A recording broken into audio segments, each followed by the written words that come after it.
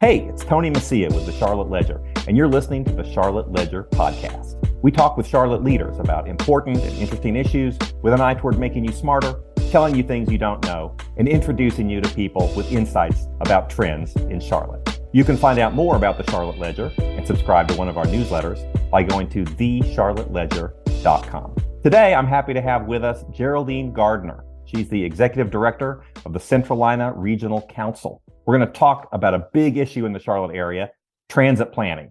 She's at the center of that effort. Her organization, along with a lot of people from around the Charlotte region, as well as other transit planning agencies, developed a plan called Connect Beyond. And it outlines how the Charlotte region can be better connected through transit, which is going to be vitally important as our area continues to grow. Geraldine, thanks for joining me today. Thanks for having me. Well, I'm happy to have you on and to have the chance to talk to you because I'd like to understand what's going on with the future of transit in the Charlotte region and to try to break it down in plain English. Because a lot of times, as you know, transportation planners and policymakers, sometimes they sort of slide into lingo. It's a complicated topic, to be sure. Sometimes people look at it and say, well, it's just, we're talking about light rail and it's a transit plan. But it's really not just light rail. We're talking about bus service. We're talking about greenways. We're talking about, sidewalks, roads, connecting it all. And so, I think it's good to be able to try to break that down. I'm excited to have you on to try to do that. Specifically, I want to talk about Connect Beyond and what it is and why that's important. And part of the reason that I think that's especially interesting right now is that as Charlotte looks to build out a transit plan, a mobility network, the city and the supporters of the plan, they're increasingly recognizing it needs to be a regional approach. And I know that's something you've been working on, that Charlotte can't just dictate to other counties and to the state legislature what it wants to have happen. And Connect Beyond has been identified as sort of providing the structure for that future effort. So if we could just sort of get straight into it, can you explain in plain English, what is Connect Beyond and why should people care about it? Great. Well, I appreciate you wanting to break down this really complex topic into easy to understand terminology and approaches. And at the heart, Connect Beyond is a vision for how people in our region can move across the region to destinations, to their place of work, to healthcare, to educational opportunities by using different means of getting around, different modes of transportation, walking, biking, taking transit, using their vehicle, going on a carpool, just different choices. So Connect Beyond is really about how can we expand the choices in our region so that people don't solely have to rely on traveling with their car to get from point A to point B. And at the same time, we're trying to build mobility-friendly communities so that our small towns and cities and counties and basically all the places in our region are growing and developing, thinking about how people are going to move within those communities and then how we're connecting those communities across the region. That's what it is in very simple terms. Okay, that's the 30,000 foot view. And I know there's a lot of particulars, but the main question I think a lot of people have is how do we go about getting that done? I mean, don't you think a lot of people agree with that vision? We'd all like to be more connected. I think everybody agrees we need better bus service. We need different ways of getting around. The traffic's getting bad out there. As it is, it's projected only to get worse. But how do we actually make it happen? Yeah, well, it all starts with the vision. And I think our peer metros or regions across the country have really relied on having a strong and compelling vision that people can rally behind and get behind. I think in our region, what makes the implementation of that vision so complex is that we have so many different stakeholders and structures for planning and operating these different systems. And Connect Beyond was really the first effort to bring all of these stakeholders together. And I find it really interesting lately in the media that there's been this coverage of how all of a sudden the city of Charlotte wants to make their vision regional, when from the beginning of Connect Beyond, the city of Charlotte through CATS and their role on the MTC has been a key partner in bringing regional stakeholders to the table to create a regional vision. And in fact, Connect Beyond takes at its heart the CATS 2030 plan. So the whole framework for how we achieve this vision was built on a strong partnership with the city of Charlotte. So how we get to implementation is by thinking about what is it that all of our stakeholders across the region need. I mean, if you look at the constellation of organizations that made up Connect Beyond, it's really quite amazing. We had 2 different states, 12 counties, 6 different fixed route providers like CATS or the Salisbury-Rowan transit system. And then we had 11 community transportation providers. So that's the on-demand county transit providers that go pick up older adults in the region, for example, and bring them to a medical appointment. That's a lot of different organizations with different boards, different budgets, different priorities. And then you layer in on top of it the transportation planning organizations that were also a major partner of Connect Beyond. We have 3 different MPOs or metropolitan planning organizations in our region, all with their own stakeholders, all with their own budgets, all with their own priorities. So the first way that we start to make progress in implementation is by taking the great collaboration that we had during the planning process and continuing to build on those relationships and think about, okay, how do we continue this collaboration? For example, if we've got 6 different transit providers all providing service in the region, what does that mean for a rider who can't understand how to get from point A to point B because there's no one system that will allow them to plan that trip? Or if they have to buy multiple tickets because they cross multiple transit providers, that's not going to make it convenient for them. And we have the opportunity through Connect Beyond implementation to bring those transit providers together and talk about, all right, can we look at regional fare scheduling? Can we look at integrated ticketing? These are all recommendations that are in Connect Beyond. And so it's this combination of regional collaboration and starting to build the infrastructure in place through that collaboration so that individuals ultimately it's easier for them to make different choices. Because ultimately, at the end of the day, we can do all of this, but if we're not facilitating and supporting people in our region making a different choice in their transportation, then we're doing all of this for naught. Yeah, I mean, that sounds like you're outlining what sounds like it should be some easy wins, just coordinating some schedules, fares, a single pass to get from Salisbury into Charlotte or whatever it is, right? Is that what you're saying? It is. And there are a lot of major metros that we compete with for talent. We compete with them for business opportunities that have figured this out, right? And so there are really good models. And part of, I think, the great thing about Connect Beyond is that it really, we shone a bright light on the fact that there are some things that we can do in the short term while we're working on these big, challenging infrastructure problems that we have that will build out the system that we know we need to have. We need people to ride, right? We need people to make a choice. And if the ridership's not there, then there's not going to be support for those other, billion-dollar investments. Yeah. I mean, let's get people used to being able to ride transit in a way that's easy and effective and gets them where they want to go, and they don't have to wait 45 minutes for a bus that may or may not come. In the rain. Right, in the rain, right, with nowhere to sit. Yeah, and then you want them to have a good experience. But how does it work with the bigger plan? And I know we talked a little bit about regionalism and the Connect Beyond and the work that you're doing, has been regional from the start. But I think that one of the reasons that the media is focusing now, yes, do we like a headline that says new focus, regionalism? Yeah, that's probably true. That's probably some of it. But it's actually, isn't it that, a couple of years ago, you had this committee chaired by former Charlotte Mayor Harvey Gantt that said, okay, here we've got this plan together, it's called the Charlotte Moves Plan, which has now become the Transformational Mobility Network Plan, I believe. And it said, listen, here's how we're going to do it. In 2021, we're going to go to the legislature. We're going to ask for a sales tax increase. Here's how much it would cost to build out the light rail. Here's how much it would cost to improve the bus systems and greenways. And that seems like that hasn't really moved forward very much. They haven't asked the legislature for it. They're still trying to build some of that consensus regionally. And so the outlying counties, I think, are now seen as more critical to that bigger effort, maybe in a way that they weren't before.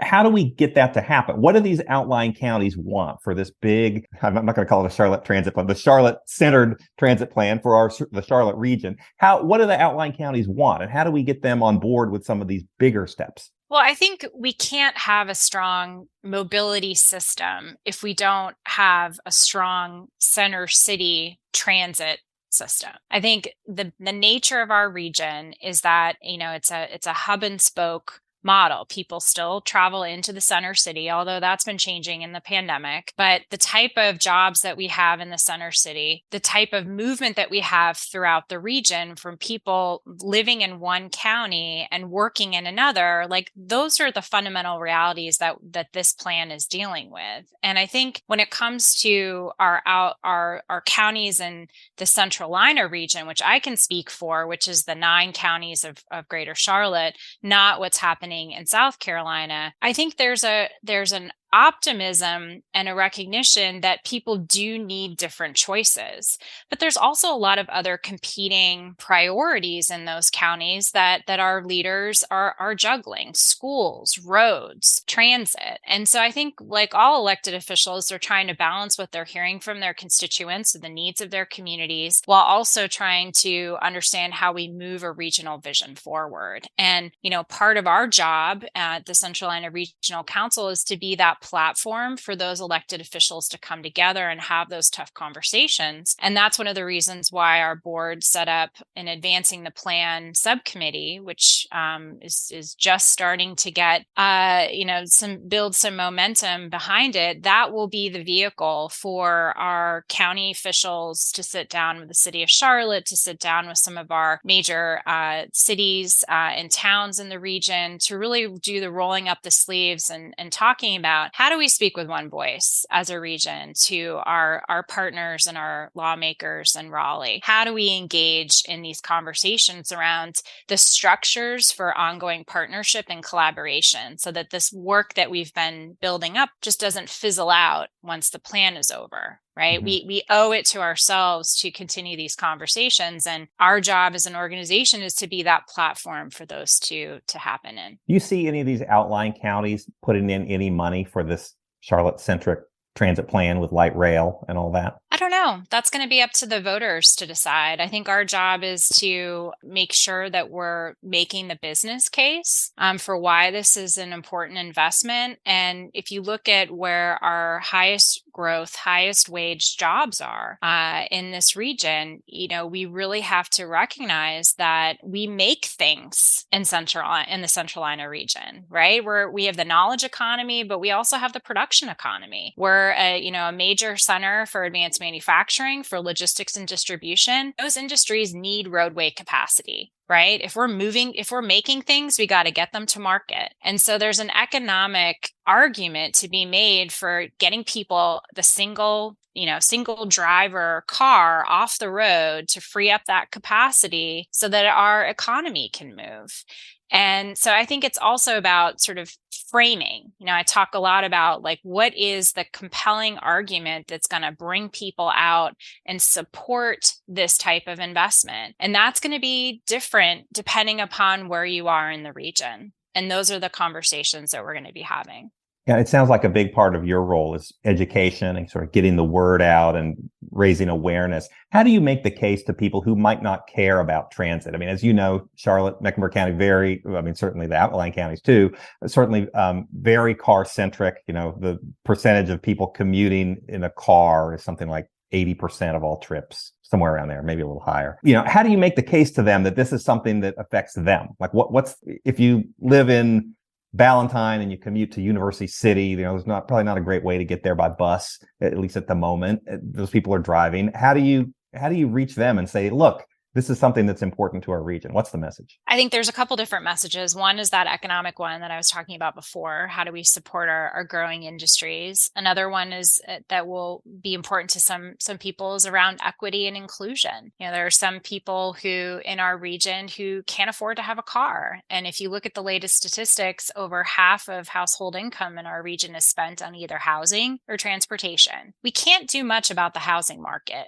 Right? We're pretty limited in our toolbox in this state and in the region. But we certainly can think about how we help households control the cost of transportation, right? So by offering more choices that are cheaper, by building more jobs closer to home, that's the land use part of this, we can start to move the needle on that. So there's that argument. There's also at some point, and we've seen this in other regions, individuals reach a certain pain point in their own commute when they're willing to explore other choices. And that commuter component to this argument, I think, is really important too. And that's one of our major efforts in implementation right now is around a transportation demand management program. And that's just kind of a fancy way of saying, how do we improve the commute for our workers?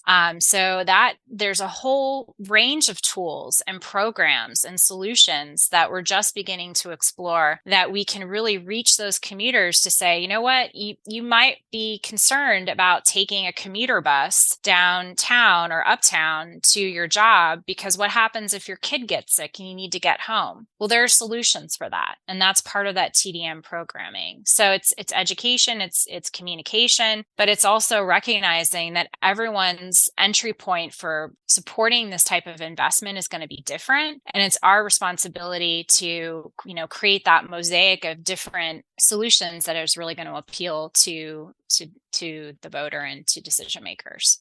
No, that makes a lot of sense. And, one of the things in a lot of these discussions, whether it's about transit or land use or affordable housing, like you mentioned, is that a lot of times this discussion, it seems like people don't realize that these are problems that are going on all over the country. All kinds of cities are dealing with the same issue. And the thing that I sometimes find annoying is that we sometimes have a discussion like we're completely reinventing the wheel here. But what are some examples from other cities that we might be able to emulate? I mean, how do other cities solve this issue? Yeah, it's a really important question. And cities across the globe are struggling with this too. So I worked in Washington, D.C. before I moved to Charlotte about 4 years ago. And, I take the example that I just gave of the mom who has to commute into her work, wants to have that vehicle because she's a caregiver. And if her child or if her, parent needs her to go back and help them during the workday, she needs that peace of mind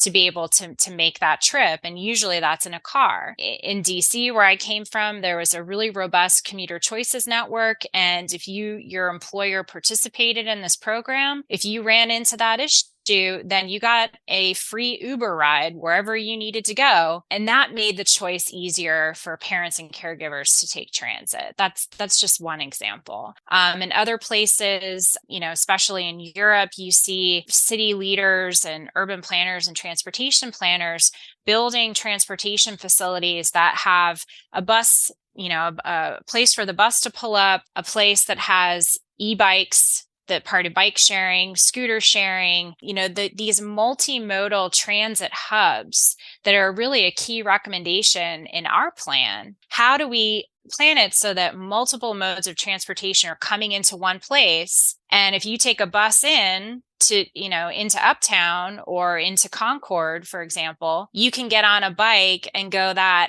extra half mile to your job and still not have to be in your car. So I think all of this, where we're seeing really best practices in other places, they're really putting the user or the person at the center of the planning process. It's not about just implementing lines on a map. It's about thinking how the individual, what is going to reduce their barriers to taking transit? What is going to make that experience easy, convenient, and safe? And those are the places that I think are being the most innovative and the most successful in solving this, and then also leveraging technology and being really adaptable to how technology can help change the experience. Yeah, no, I mean, I think that sounds like that makes a lot of sense. It is sort of surprising. We have so many people who moved to the Charlotte region from somewhere else and have presumably had experiences in Washington, D.C. or New York or wherever. I mean, my first job out of college was in Washington, D.C., lived in Arlington. You'd take the bus to the Pentagon and then transfer to the Metro to go into D.C. It was about 45 minutes, maybe each way. And that was just commonplace. Everybody, not everybody, but a lot of people did that. The buses were packed. The metros were packed. Yes, it's a bigger city, a higher density, I suppose. But it seems like we should be able to make some progress on some of these issues here. What's the next step? How do we get it to happen? Yeah, so I mentioned that advancing the plan committee that we'll be kicking off in January. Right now, we're in the process of working with each of our communities, and on the North Carolina side of the Connect Beyond study area, so the counties and cities in the Centralina region, will be launching that plan and really starting that work in earnest in January. And that will be primarily focused on these conversations around funding, as you mentioned, partnerships. In the Connect Beyond planning process, we looked at different models of collaboration and integration across our transit services. Everything from, interoperability agreements where all the different transit systems remain independent, but there's, opportunities and agreements for how they're going to work together, all the way on the other end of the spectrum for a fully integrated regional transit authority. So we're going to be picking back up those conversations. The TDM work is huge that I talked about before. How do we help commuters make different choices using some technology and working with employers to leverage the tools and the resources and the systems that we have in place now? Another big initiative we'll be working on with CATS and some of our transit agencies in the region in the spring will be a regional fare study. So that gets into that ticketing and trip planning, right? So that's, if we can start to make some progress on that, again, we're helping to improve the experience. And then, of course, our the work that Centralina does around education, around supporting our communities as they think about land use planning and how to build communities that are more mobility friendly. So those are just a few examples of the things that we're doing. I mean, this is a vision plan to 2045. So right. We can't ask you, why haven't we done this yet? Why exactly? What are you doing next year? Can it all be implemented next year? And you'll notice we're not starting. I mean, we're going to be supporting and the expansion of the Silver Line extensions and the conversations that are ongoing right now about the Red Line. So the fixed route transit is a very much important part of the vision that Connect Beyond has. But one of our major recommendations is about building a better bus network. And you don't need to do that and spend billions of dollars. Those are some of the things that we talked about around, trips, trip planning and fares and collaboration that can make that experience better. And are the people that you talk to, the transit agencies, the policymakers, the companies, are they on board with this? I mean, I know they were, involved a lot in some of them in some of these discussions. I mean, what's the reaction you've been getting? Absolutely. I mean, we had incredible participation by our metropolitan planning organizations to do, roads and other types of transportation planning. We had fantastic participation in the planning process from our transit systems. I mean, transit is a tough business right now, especially coming out of the pandemic. It is not easy to, run a system, to have to navigate all the federal funding responsibilities, to be rider-centric and rider-supportive, while also, managing the workforce and in a lot of cases, boards that have really high expectations. And so I think having that platform for those transit agencies to connect with each other is really important to think about, well, where can we help each other, right? Procurement, buying buses, if you're a small transit agency in the region and you have to buy 10 buses for your fleet, how much more buying power would you have if all 6 agencies were working together to buy buses, right? They'll probably be cheaper. They might be higher quality. That's again on the business side of collaboration. But at the end of the day, it helps the rider and it builds a better system for all of us in the region. So there's lots of different things we can be doing. There's 150 recommendations in this plan. So okay, you can there's take them bit by lots to bit. do. Yeah. Okay. Yeah. Well, great. Well, thanks. That sounds like a good place to end things. If people want to find out more about Connect Beyond or your work, where can they go? Yeah, so our website, centralina.org, has all of the links to our Connect Beyond plan, to our partners in the region, and the plan itself also has a website as well. It's connect-beyond.org, but you can definitely get to that off our site. Very good. Well, thanks a lot. That's a wrap. Geraldine, thanks for sharing your insights. Thank you. To our listeners, thank you for listening. The Charlotte Ledger podcast is produced by Lindsey Banks. You can find out more about the Charlotte Ledger at thecharlotteledger.com, including our weekly newsletter, Transit Time.